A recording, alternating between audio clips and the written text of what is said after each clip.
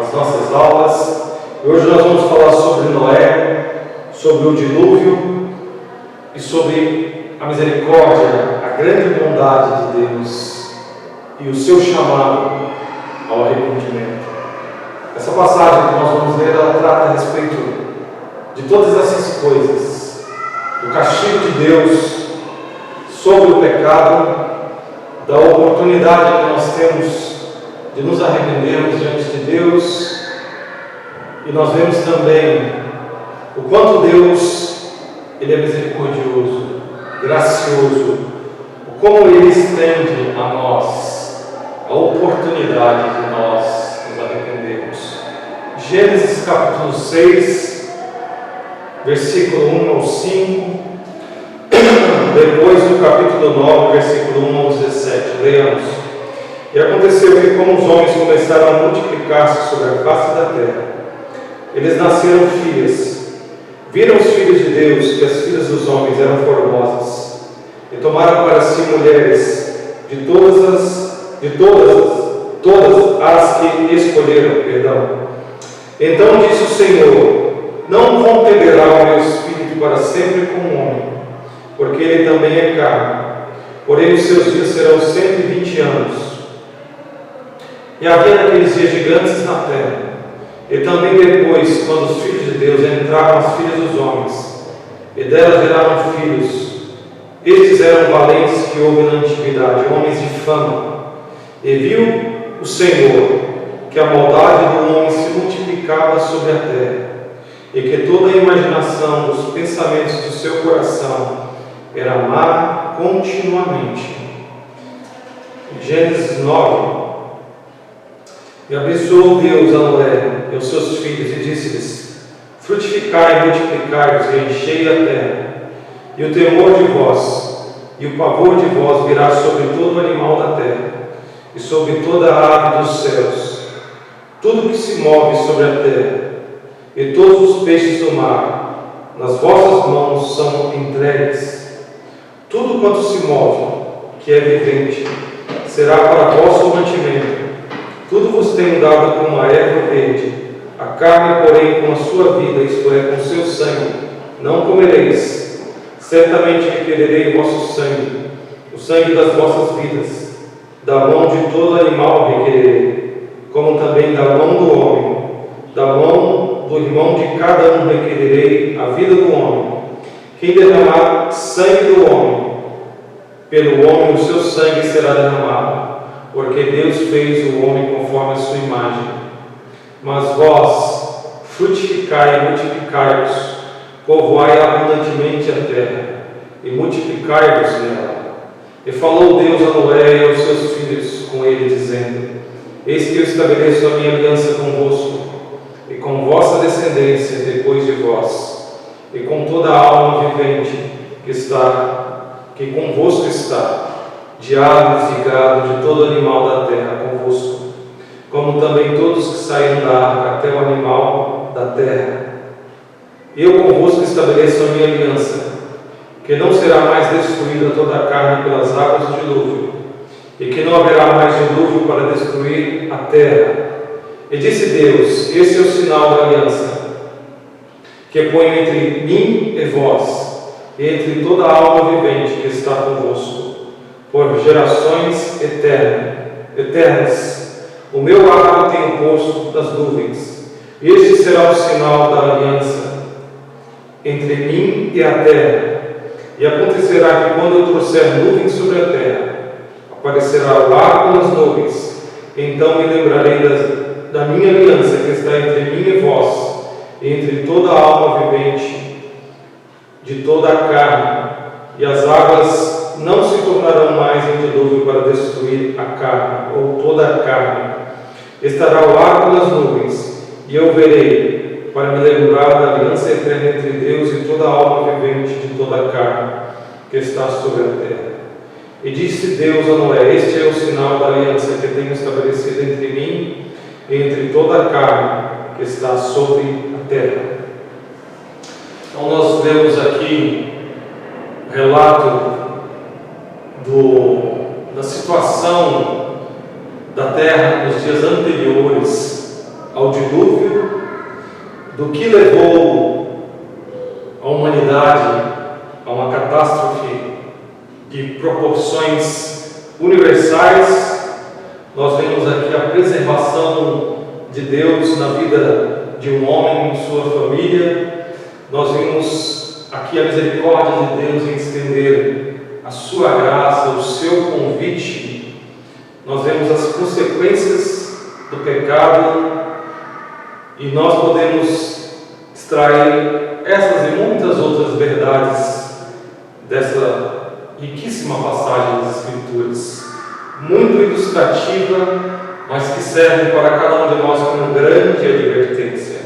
Nós vemos o intuito de Deus de destruir o mundo de então.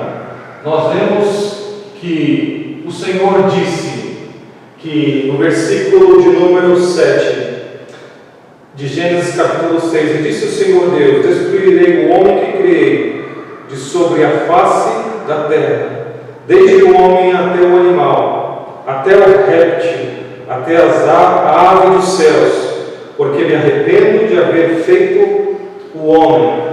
Então nós vemos que Deus, Ele tenciona destruir o homem que criou sobre a terra, porque a maldade havia se multiplicado grandemente sobre a terra. Então Deus tenciona destruir.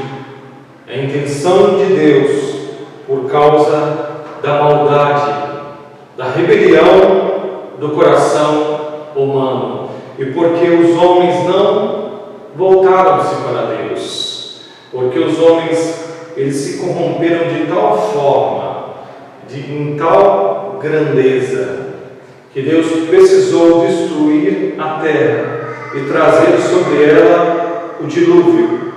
E a Bíblia diz que então arrependeu-se o Senhor de haver feito o homem sobre a terra e pesou-lhe em seu coração. Nós vemos o sentimento de Deus, o próprio coração de Deus, um coração dolorido, pesaroso, que havia feito o homem perfeito, colocado este mesmo homem no jardim para lavrar, para adorar o Senhor, para servi-lo.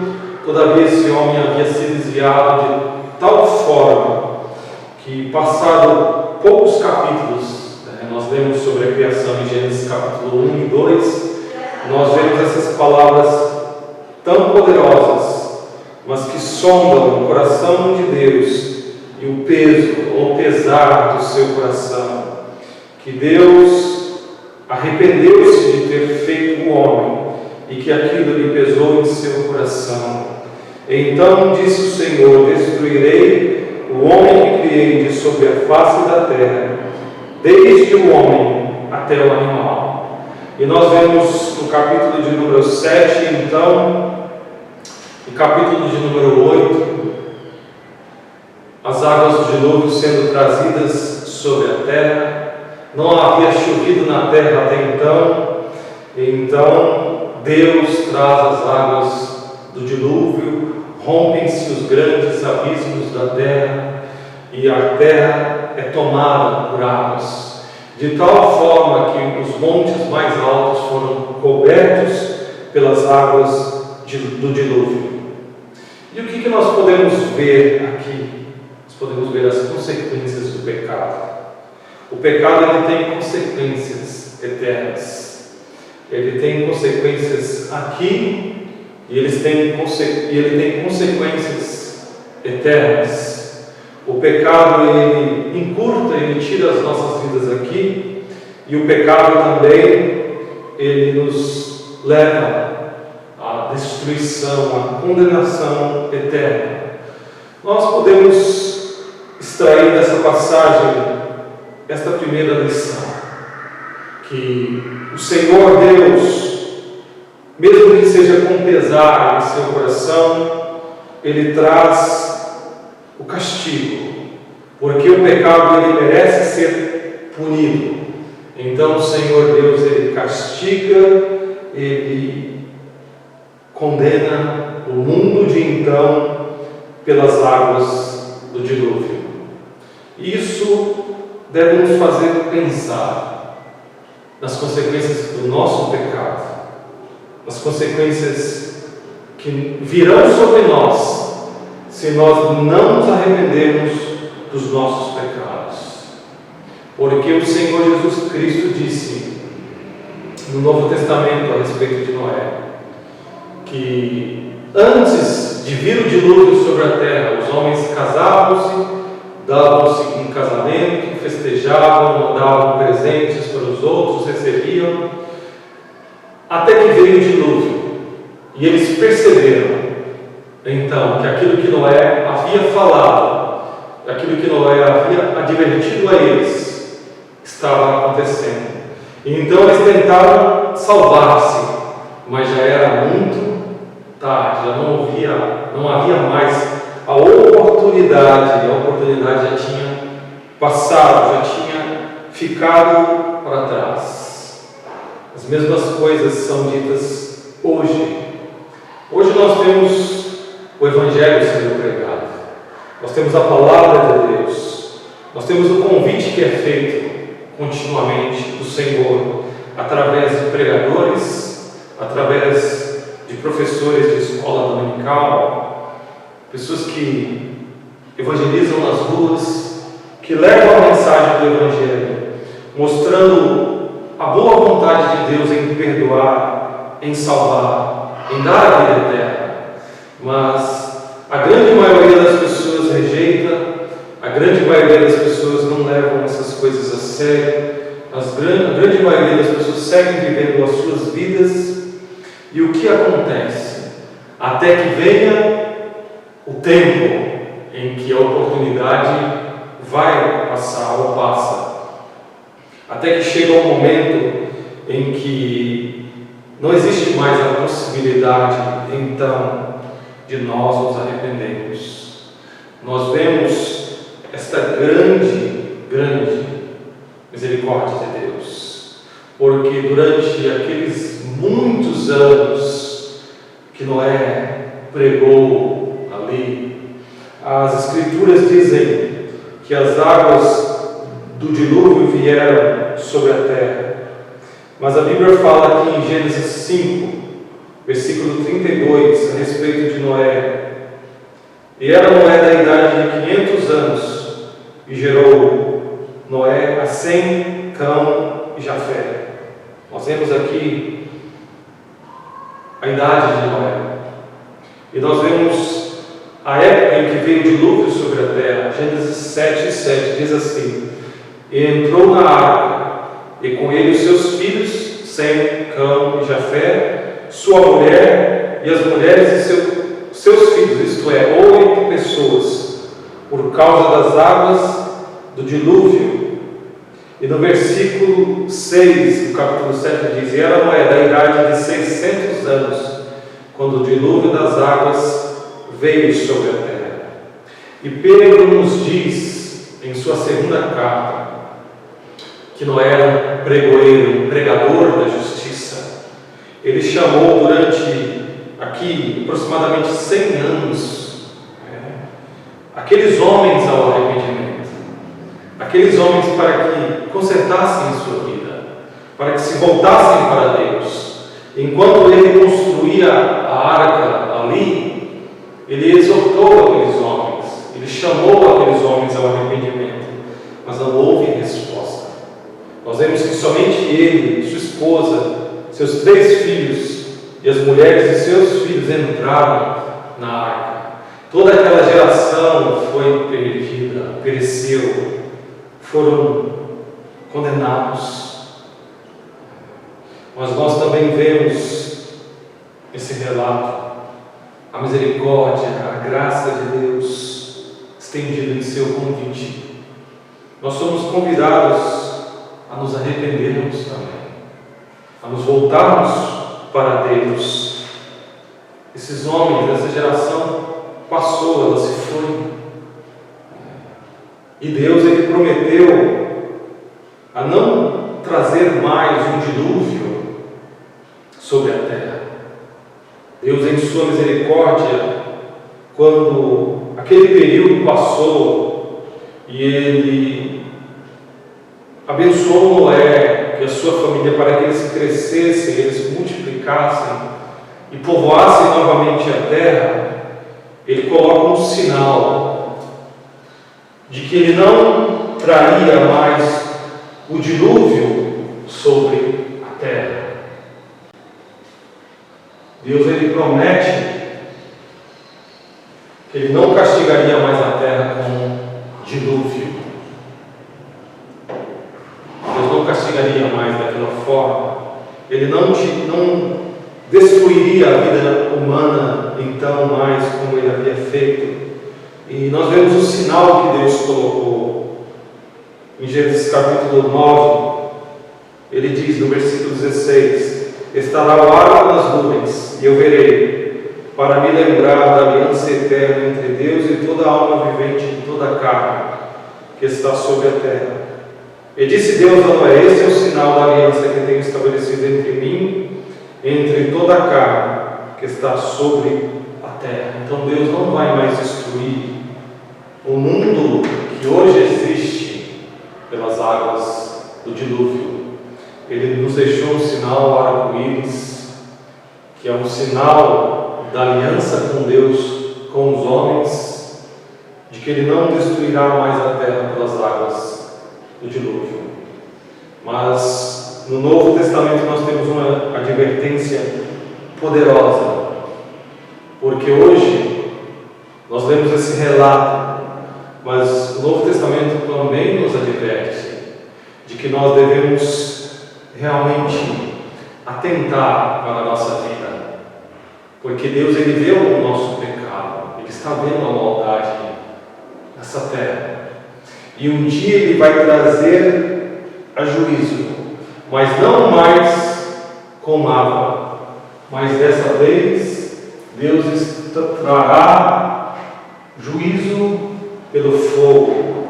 Diz aí o versículo de Pedro, 2 Pedro 3:7: mas os céus e a terra que agora existem, pela mesma palavra se reservam como um tesouro e se guardam para o fogo, até o dia do juízo.